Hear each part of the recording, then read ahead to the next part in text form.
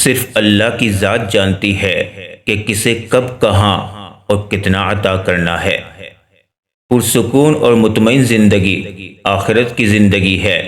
جہاں تک دنیا کی زندگی کا تعلق ہے، چاہے کتنی ہی اچھی کیوں نہ ہو، اس کا مقدر فنا ہے۔ ہم ہمیشہ یہ سوچتے ہیں کہ دوسروں کی زندگی ہماری زندگی سے بہتر ہے، لیکن کبھی یہ نہیں سوچتے کہ ہم بھی اوروں کے لیے دوسرے ہیں۔ مسلمانوں کے زوال کی وجہ عبادات میں کمی نہیں، بلکہ دنیاوی معاملات میں بے ایمانی اور اسلام کو صرف عبادات تک محدود کرنا ہے۔ خود سے کمزور لوگوں کی عزت کرنا شروع کر دو، اللہ تعالیٰ تم سے طاقتور لوگوں سے تمہاری عزت کروانا شروع کر دیں گے۔ اگر رشتوں کو بچانا چاہتے ہو تو اپنی غلطیوں کو سدھارنا سیکھو۔ جب تک الفاظ کتاب سے نکل کر عمل میں شامل نہیں ہوں گے، نہ دل بدلے گا نہ دل کی دنیا۔ انسان صرف اچھے انسان سے محبت کرتا ہے، جبکہ اللہ برے انسان کو بھی تنہا نہیں چھوڑتے۔ دنیا کی تمام اشیاء ضائع ہو جانے کے بعد پھر دستیاب ہو سکتی ہے، لیکن ضائع شدہ وقت واپس نہیں آ سکتا۔ وقت کی قدر کریں اور اسے کارآمد بنائیں۔ ہر چیز کو دوسرا موقع مل جاتا ہے سوائے اعتماد کے۔ اگر تم نے کسی کے اعتماد کو ٹھیس پہنچائی تو وہ کبھی بھی دوبارہ تم پر بھروسہ نہیں کرے گا۔ سب کو سب کا پتہ ہے، مگر اپنا کسی کو نہیں پتہ۔ دولت وراثت میں مل سکتی ہے، مگر پہچان اپنے دم پر بنتی ہے۔ حقیقت تو یہ ہے، اللہ کے سوا ہر سہارا کمزور اور عاجز ہے۔ بدلتے ہوئے رویوں کی پرواہ نہ کریں، کیونکہ لوگ روزانہ مختلف احساسات کے ساتھ جاگتے ہیں۔ اپنی زندگی کے اکاؤنٹ میں 2 آپشن ہمیشہ کھلے رکھیں۔ نمبر 1، اپنی غلطی تسلیم کرنا۔ نمبر 2، دوسروں کو معاف کر دینا۔ الفاظ کی چوٹ جسم کی چوٹ سے زیادہ گہری ہوتی ہے۔ خاموشی اختیار کر لینا دب جانے کی علامت نہیں، بلکہ ترجیحات کا فرق ہے۔ ہر بات اور ہر بندہ جواب کا مستحق نہیں ہوتا۔ فلاں ایسا ہے، فلاں ویسا ہے، اے انسان ذرا غور تو کر، تو خود کیسا ہے۔ صدقہ جاریہ یہ بھی ہے، جو کچھ ہم اپنے لیے کرتے ہیں وہ ہمارے جانے کے ساتھ چلا جاتا ہے، لیکن جو ہم دوسروں کے لیے کرتے ہیں وہ ہماری میراث کے طور پر باقی رہتا ہے۔ آپ ہزاروں نیکیاں کر لو، کوئی آپ کو جنت کی خوشخبری نہیں دے گا۔ بس ایک غلط کام کر لو، لوگ جہنم کے دروازے تک چھوڑ کر آئیں گے۔ بیٹی وہ پھول ہے جو ہر آنگن میں نہیں کھلتا۔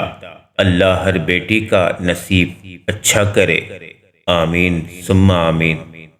باپ کا بس چلے تو اپنی بیٹی کی زندگی کے سارے کانٹے چن کر پھول بچھا دے۔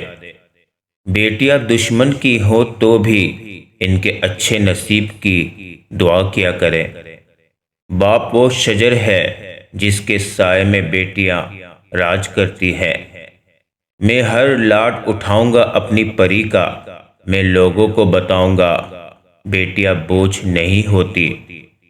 جس طرح بیٹیوں کو سکھاتے ہیں کہ بیٹی خاوند جھڑک لے تو صبر کرنا، برداشت کرنا، اپنا گھر خراب نہ کرنا، اسی طرح بیٹوں کو بھی سکھائیں کہ بیٹا تمہاری بیوی اپنے ماں باپ کے جگر کا ٹکڑا ہے، جو انہوں نے تم پر اعتبار کر کے تمہارے حوالے کیا ہے۔ اگر کوئی بات اچھی نہ لگے تو صبر کرنا، اسے کوئی تکلیف نہ پہنچانا۔ باپ کے زندہ رہنے تک ہر بیٹی شہزادی ہے۔ بیٹیوں کا دکھ سمجھنا بڑا مشکل ہے۔ ان کے لیے تو اسی گھر میں جگہ نہیں رہتی جہاں وہ پیدا ہوتی ہے۔ بیٹیاں تب بڑی نہیں ہوا کرتی جب وہ سسرال چلی جائیں، وہ تب بڑی ہو جایا کرتی ہیں جب وہ اپنی ماں سے چھوٹے چھوٹے دکھ اور اپنے باپ سے چھوٹی چھوٹی ضرورت کا اظہار بند کر دیتی ہے کہ ان کو تکلیف نہ ہو۔ ہر بیٹی کا باپ بادشاہ نہیں ہوتا، پر ہر بیٹی اپنے باپ کے لیے شہزادی ضرور ہوتی ہے۔ کسی کی بیٹی کو اتنی ہی تکلیف دو جتنی اپنی بیٹی کے لیے سہ سکو، ورنہ دنیا گول کیوں ہے، اللہ تمہیں سمجھا دے گا۔ نصیب والوں کی پہلی اولاد بیٹی ہوتی ہے۔ اور پھر میرے بابا نے کہا، مضبوط بنو بیٹی، ماں باپ رحم کھا لیتے ہیں، دنیا والے نہیں۔ یہاں بیٹے ہی ہوتے ہیں حقیقی پیار کے وارث، اگرچہ بیٹیاں خدمت میں جانیں مار دیتی ہے۔ بیٹی کا رشتہ کرتے ہوئے یاد رکھیں، آپ صرف اس کا شوہر نہیں، اس کا مستقبل بھی چن رہے ہیں۔ کبھی بھی اپنی بیٹی کی شادی جاہلوں اور بدتمیزوں میں مت کریں۔ خدا کی قسم، اس لڑکی کو مارنے کی ضرورت نہیں پڑتی، تھوڑے عرصے میں وہ خود مر جاتی ہے۔ کسی کی بیٹی کو جب اپنے گھر لے آئیں تو یاد رکھیں کہ شادی کر کے ہی لائے ہیں، خرید کر نہیں کہ جیسا مرضی سلوک کیا جائے، وہ آپ کے اچھے سلوک اور عزت کی حقدار ہوتی ہے۔ بیٹیوں کے لیے باپ کیا ہوتا ہے، یہ صرف بیٹیاں ہی سمجھ سکتی ہے، کیونکہ باپ اپنے ہاتھوں میں جلتے ہوئے انگارے دیکھ سکتا ہے، لیکن اپنی بیٹی کے آنکھوں میں آنسو نہیں دیکھ سکتا۔ ضروری نہیں روشنیاں چراغوں سے ہی ہو، بیٹیاں بھی تو گھر میں اجالا کرتی ہیں۔ بیٹیاں خوش نہ بھی ہو تو گھر والوں کو کون سا پتہ لگنے دیتی ہے۔ والدین اپنی بیٹی کو ہر ایک چیز دیتے ہیں، صرف جو نہیں دے سکتے وہ ہے نصیب۔ اللہ سب بیٹیوں کے نصیب اچھے کرے، آمین۔